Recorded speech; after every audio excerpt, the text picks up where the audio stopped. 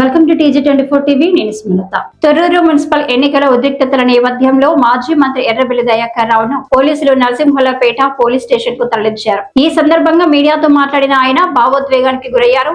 కష్టపడి పనిచేసిన కార్యకర్తలకు తాను ఏం సమాధానం చెప్పాలని ఆవేదన వ్యక్తం చేశారు. రాజ్యాంగానికి విరుద్ధంగా పోలీసులు వ్యవహరించారని, ఇది ప్రజాస్వామ్యానికి విరుద్ధమని ఆయన ఆగ్రహం వ్యక్తం చేశారు. ఎర్రబెల్లి అక్రమ అరెస్టుకు నిరసనగా మహబూబాద్ మాజీ ఎంపీ కవిత, డోర్నకల్ మాజీ ఎమ్మెల్యే రెడ్యా నాయక్ ఆధ్వర్యంలో భారీ నిరసన కార్యక్రమం జరిగింది. లంబాడి హక్కుల పోరాట సంఘం నేతలు, బీఆర్ఎస్ కార్యకర్తలు పెద్ద సంఖ్యలో పాల్గొన్నారు. పోలీస్ స్టేషన్ గేట్ వద్ద మాట్లాడిన ఎర్రబెల్లి దయాకర్ రావు కాంగ్రెస్ పాలనలో ప్రజాస్వామ్యం అణచివేతకు గురవుతోందని, సీఎం రేవంత్ రెడ్డి పాలనలో పోలీసులు ఇష్టానుసారంగా అరెస్టులు చేస్తున్నారని విమర్శించారు.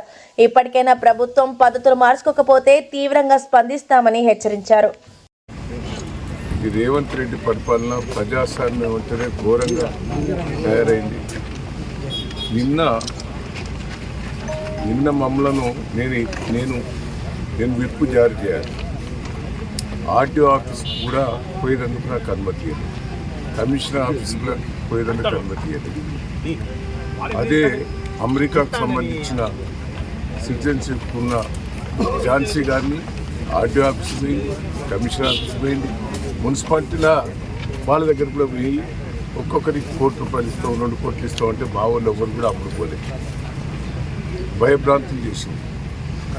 ఎట్లా ఉంటాయంటే గతంలో నేను 45 ఏళ్ళ నుంచి రాజకీయాలు ఈక్వల్, ఇప్పుడు కేశవంతరం ఉన్నది ఈక్వల్గా ఉన్న కన్నీ ఎమ్మెల్యేకి ఓటు సమానం ఉన్నప్పుడు ఓటు హక్కు ఉపయోగించుకునే అవకాశం.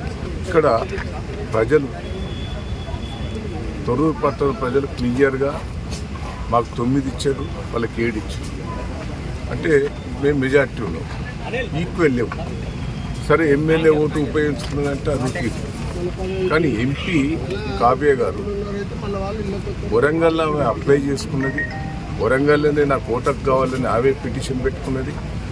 ఆ పిటిషన్ ప్రకారంగా ఆమె పిలిచిండ్రు, ప్రమాణ స్వీకారం చేసిండ్రు. ఇక్కడ నీకు ఓటకు కల్పించినామని క్లియర్గా వాళ్ళకు ఆధారాలతో ఇచ్చిండ్రు.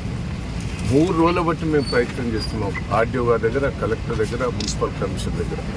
ఏమో ఓటకు ఇక్కడ ఉపయోగించుకున్నదట, దాన్ని ఆధారం ఇవ్వండి అని మా కోర్టు వాళ్ళు అడుగుతున్నారు. 3 రోజుల బట్టి ఆధారాలు కూడా ఇస్తారు. ఇలా ఓటేసాం. అది ప్రజాస్వామ్య విరుద్ధం. వేసినాక ఒక్కసారి ఆలోచించండి. జనగాంలో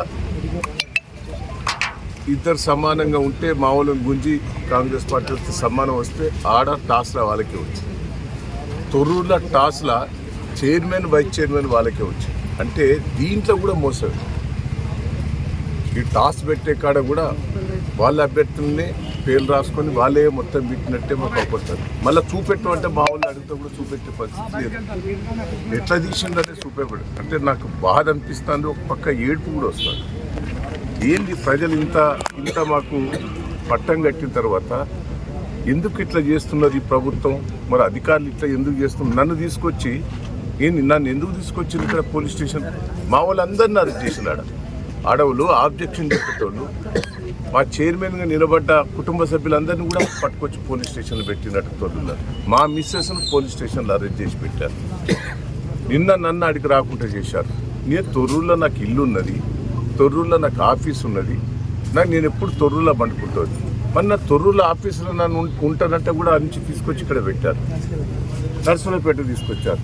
ఆడ ఝాన్సీ గారికి సిటిజన్షిప్ అమెరికాలో ఉన్నది. ఆమె ఇక్కడ ఇల్లు లేదు, ఏది లేదు, తొర్రూరులో ఆమె బాధాపు ఉన్నది. ఆమె అంటే ఎంత ఘోరం అండి. 45 ఏళ్ళ రాజకీయాలలో ఇంత మోసం, ఇంత దగ నేను ఎప్పుడు కూడా చూడలేదు. రాజశేఖర్ రెడ్డి పీరియడ్లో కూడా ఇట్లా ప్రజాస్వామ్య విరుద్ధంగా ఎప్పుడు కూడా చేయలేదు. కానీ ఇప్పుడు ఎందుకో ప్రజాస్వామ్య విరుద్ధంగా నాకు రాజకీయాలలో ఈ కక్ష సాధింపులు చేయటం వల్ల రాజకీయాల్లో ఉండాలన్నా తప్పుకోవాలన్నా ఏంది ఇంత గోస? ఏందండి? ప్రజలు నాకు పట్టం కట్టారు.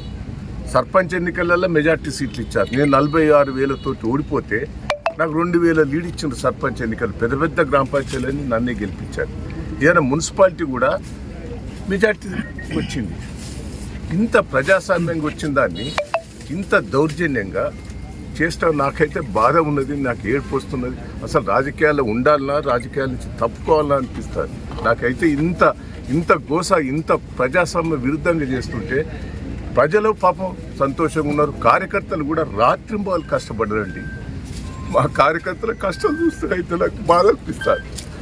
ప్రజలైతే కార్యకర్తలు 2 రోజులు బట్టి భోజనం లేకుండా 10,000 మంది కార్యకర్తలు వచ్చి రాత్రింబాలు కష్టపడ్డట్టు నా కోసం నేను ఏం చెప్పాలి, ఏందైనా చెప్పాలి, ఎట్లా ఇంత విరుద్ధంగా చేస్తా అంటే రాజకీయాలలో నేను ఉండాలన్నా పోవాలన్నా నాకైతే బాధ ఉంటుంది. దయచేసి ఏంది ఈ దౌర్జన్యం? పోలీసు వాళ్ళు కూడా దయచేసి ఇట్లా చేయటం కూడా మంచిది కాదు. కేసీఆర్ని చూస్తే పక్క అభిమానం, మహేంద్రని చూస్తే అభిమానం ప్రజలు, కానీ ఇంత అరాచకాలు చూస్తుంటే నాకైతే ఏమన్నా చెప్పండి. నా కార్యకర్తలకు ఏం జవాబు చెప్పుకోవాలి, కార్యకర్తలకు నేను ఏం జవాబు చెప్పాలి? పాపం తెగించి పనిచేసారు 2 రోజులు. Hi, నేను మీ Satyasri. Please do subscribe PG24 TV.